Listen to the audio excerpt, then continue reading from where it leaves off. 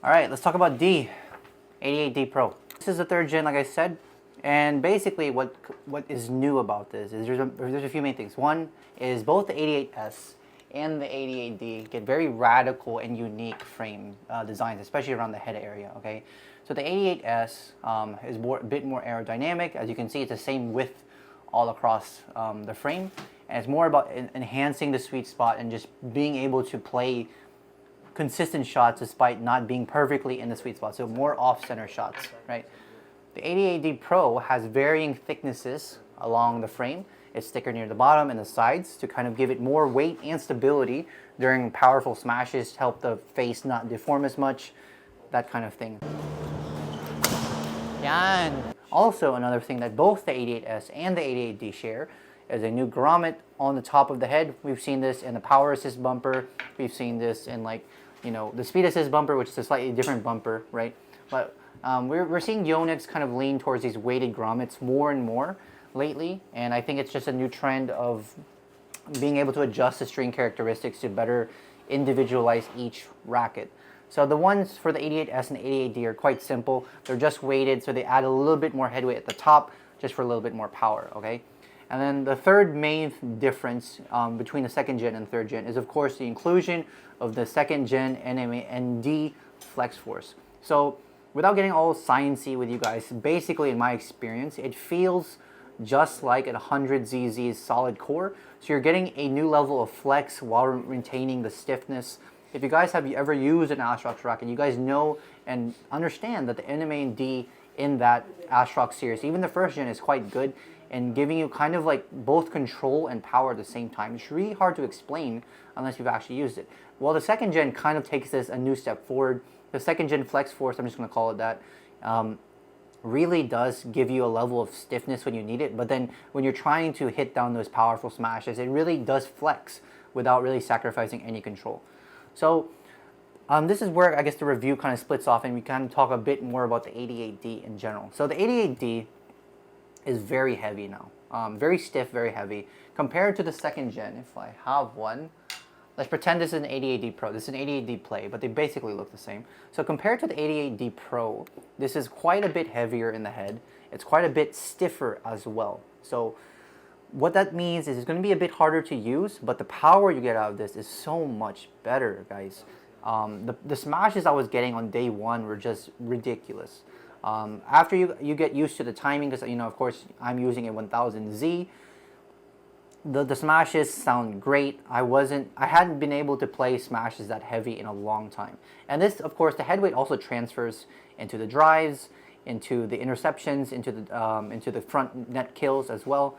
Assuming you're in proper technique and assuming you have the physical capabilities to actually use this.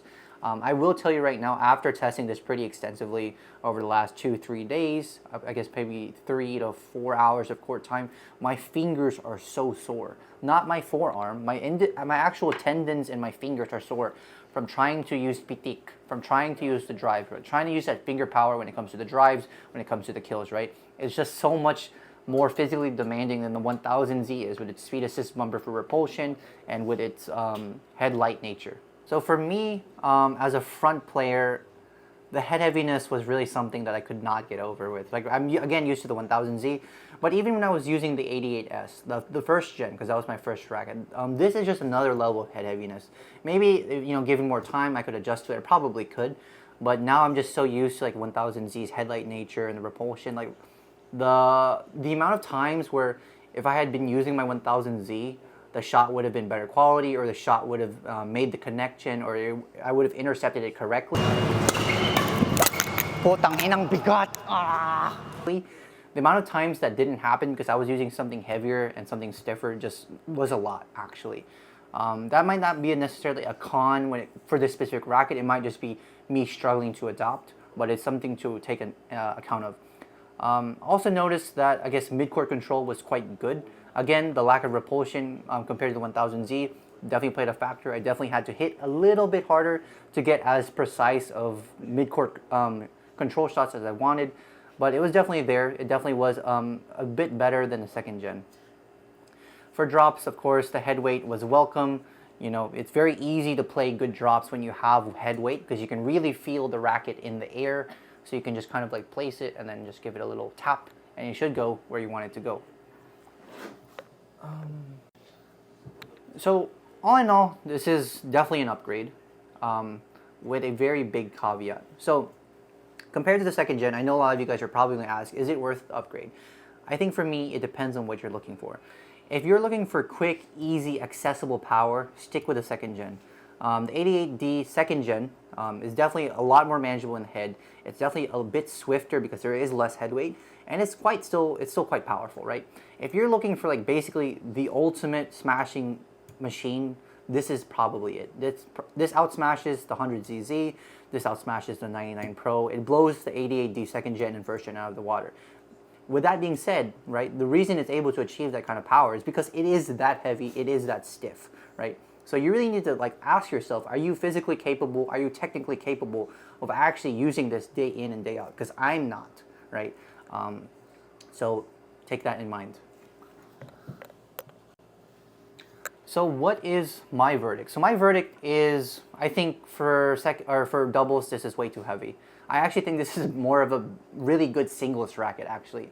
The second gen NMAD Flex Force gives you really good half smashes. It gives you really good solid smashes, right? The head weight gives you a very solid feel. The frame design gives me a lot of assurance playing net shots, even from really low, playing drop shots from the back. And because it's singles, it's not as fast-paced. The disadvantages that come with the head heaviness aren't really as present. You're not really driving that much in doubles. Singles. So for me, like I actually preferred this a lot more when I was playing singles. For doubles, especially when I was playing like people better than me or people the same level, I was yearning for my 1000Z, just because it's so much easier to use. It's faster. It helped me compensate for being slightly late, or if I'm playing better people, it helped me match their shot quality a little bit better. This, especially when you're under pressure, it's just really hard to use. It's quite difficult in defense, right? So that's really the verdict. Basically, it's very heavy, it's very stiff. Can you actually use it? I guess another way of saying it is kind of like a Voltrek ZF2 reimagined, because it's very head heavy. It's got a great shaft. It's very quick despite its head heaviness, but the shaft has kind of been replaced with like 100ZZ's solid core. So it's kind of taken the best of both worlds there and kind of giving you a new racket. So now that I've said about why it's not for me, who is this for, right? This is for someone that is physically strong, that really just cares about hitting as hard as they can, right? That wants a solid hitting feel, that really doesn't care much about the front, that really just wants to, if they lift, they just want to put the ball down on the ground. This is the racket. This really is, guys. This is really good at smashing and okay to decent at everything else. Yeah, that's really the review. Again, shout out to follower Dustin, who bought this from me. I passed by it in Hong Kong, and he allowed me to review this before shipping it off to him, so this review was not possible without him. So guys, thank you again. But yeah, let me know what you guys think about the 88 Pro. It is quite new on the market, so probably isn't that many reviews, not that many people in the Philippines still using this, but I am excited to hear what you guys think. Does this review influence what you guys decide on? Will you, current second gen users, will you be upgrading to the third gen based on what I said or not? So again, let me know what you guys think. Thanks for watching as always. See you in the next one. Bye-bye.